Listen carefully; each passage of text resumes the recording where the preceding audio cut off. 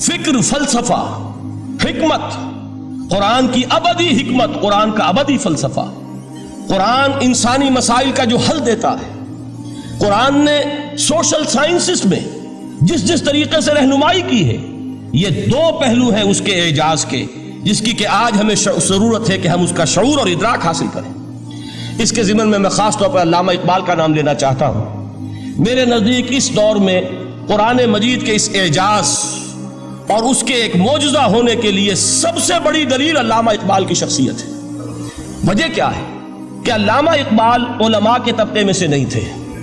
ظاہر بات ہے کہ جن کا پورا جو ہے جن کی زندگی گزرتی ہو قال اللہ قال الرسول میں، ان کے دلوں میں عظمت قرآن کی، ان کے دلوں میں حضور کی محبت، یہ تو سمجھیے کہ ہونی ہی چاہیے، ان کے شب و روز اسی میں گزرتے ہیں۔ لیکن یہ کہ ایک ایسا شخص جس کی تعلیم ہے کالجوں کی، یونیورسٹیوں کی، جس نے مشرق اور مغرب کے فلسفے کھنگال ڈالے، وہ شخص، اور وہ بھی اس دور میں جبکہ ہم پر مغرب سے مروبیت بہت شدید تھی۔ آج تو وہ مروبیت بہت کم ہو چکی ہے۔ آج تو ہمارا عام نوجوان جو ہے وہ آنکھوں میں آنکھیں ڈال کر بات کرتا ہے، اس میں خود اعتمادی ہے۔ ہمارا بھی اپنا ایک معاشی نظام ہے، ہمارا اپنا ایک سیاسی نظام ہے، ہمارا ایک اپنا سماجی نظام ہے، ہماری اپنی سوشل ویلیوز ہیں۔ آج کا نوجوان الحمدللہ احیاء اسلام کی وہ جد و جہد جو ہے وہ مرحلہ در مرحلہ بہرحال آگے بڑھ رہی ہے۔ وقت لگے گا، لیکن یہ کہ اس میں یقیناً ترقی ہوئی ہے۔ اسی کا مظہر یہ ہے کہ خود اعتمادی ہے، we have confidence۔ ہم جانتے ہیں کہ اسلام ایک دین ہے، مکمل دین ہے، اس کے پاس زندگی کے تمام مسائل کا حل ہے۔ لیکن یہ ہے آج 1985 کی بات۔ علامہ اقبال اس صدی کے آغاز میں گئے ہیں یورپ، جبکہ ہم محکوم تھے انگریز کے۔ ایک حاکم قوم کے ہاں جا کر، اس سے مروبیت کتنی شدید اس وقت تھی، جو جاتا تھا اکثر و بیشتر جو ہے واپس آتا تھا تو کھڑے ہو کر پیشاب کرنا ضروری سمجھتا تھا، اس لیے کہ اس نے وہاں پر لوگوں کو یہی کرتے دیکھا۔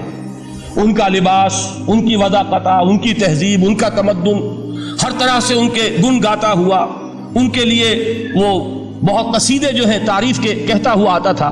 لیکن ایک علامہ اقبال کی شخصیت وہ ہے کہ وہ یہ خود کہتے ہیں کہ میں اس آگ میں ڈالا گیا ہوں مثل خلیل، مغربی تہذیب کے اس الاؤ میں مجھے اس طرح ڈالا اللہ نے جیسے کہ حضرت ابراہیم کو آگ میں ڈلوایا۔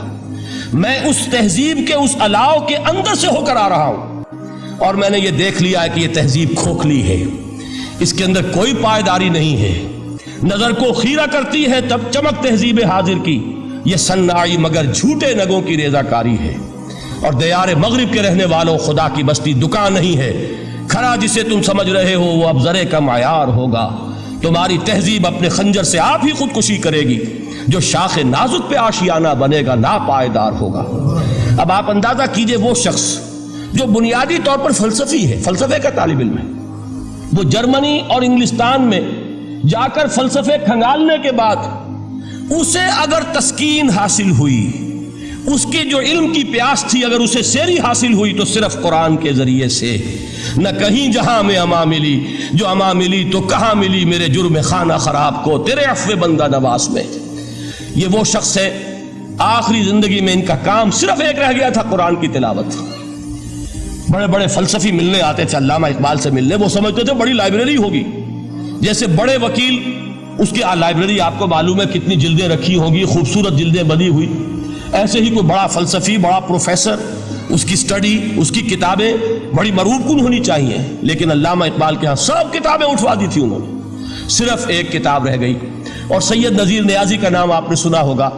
انہوں نے جب یہ گواہی دی ہے، یہ واقعہ شاید آپ کے علم میں نہ آیا ہو، یہ بہت اہم واقعہ ہے۔ وہ یہ لکھتے ہیں کہ میں نے ایک مرتبہ علامہ سے پوچھا کہ کچھ لوگ اعتراض کرتے ہیں یا یہ خیال ظاہر کرتے ہیں کہ آپ نے اپنا فلسفہ خودی نیٹشے سے لیا ہے، کوئی کہتا فلاں سے لیا ہے، کوئی کہتا فلاں سے لیا ہے، کچھ آپ خود بتا سکیں گے کہ آپ کے فلسفہ خودی کی سورس کیا ہے؟ تو علامہ نے کہا کہ اچھا کل فلاں وقت آ جانا تو میں تمہیں لکھوا دوں گا، ڈکٹیٹ کرا دوں گا۔ تو سید نذیر نیازی کہتے ہیں کہ میں بہت خوش ہوا کہ یہ سعادت میرے حصے میں آ رہی ہے کہ علامہ اقبال خود مجھے تحریر کرائیں گے کہ میرے فلسفے کی سورس کیا ہے، میں نے کہاں سے اخذ کیا ہے۔ دوسرے روز وہ گئے، حاضر ہوئے، بڑے ہی ارمانوں کے ساتھ پینسل اور کاپی لے کر بیٹھے۔ علامہ نے فرمایا ذرا قرآن مجید نکال لاؤ۔ جو قرآن مجید لائے حیران ہوئے، یہ فلسفے کا سورس مجھے ڈکٹیٹ کرانے چلے تھے، یہ قرآن مجید کہہ رہے۔ کہا کہ ذرا سورۃ الحشر اس کا آخری رکوع، وَلَا تَكُونُوا كَالَّذِينَ نَسُوا اللَّهَ فَأَنسَاهُمْ أَنفُسَهُمْ أُولَٰئِكَ هُمُ الْفَاسِقُونَ۔ اے لوگوں، ان لوگوں کے مانند نہ ہو جانا جنہوں نے اللہ کو بھلا دیا، تو اللہ نے انہیں اپنی خودی سے غافل کر دیا، اپنے آپ سے بیگانہ بنا دیا، یہی ہیں لوگ جو فاسق ہیں۔ علامہ نے کہا میرے فلسفے کی سورس یہ ہے۔ تو یہ میں آپ کو بتانا چاہتا ہوں، اس معنی میں میں کہتا ہوں کہ اس دور میں علامہ اقبال کی شخصیت کو میں اعجاز قرآن کا سب سے بڑا مظہر سمجھتا ہوں۔ ایک شخص 20ویں صدی کا، 20ویں صدی عیسوی کی شخصیت، اور پھر یہ کہ وہ کہیں مسجد اور کسی مدرسے کے ماحول میں پلا بڑھا نہیں ہے، بلکہ اسکولوں اور کالجوں میں اور یونیورسٹیوں میں، اور صرف ہندوستان میں نہیں، انگلستان اور جرمنی کی یونیورسٹیوں میں رہا، جس نے اپنا لوہا منوایا ہے۔ وہ شخص اگر یہ کہتا ہے کہ میرے لیے فکر کی بنیاد، میرے فلسفے کی سورس، میری تمام سوچ کی رہنمائی جو ہے وہ اس کتاب نے کی ہے، تو معلوم ہوا کہ واقعتاً یہ قرآن مجید آج بھی معجزہ ہے۔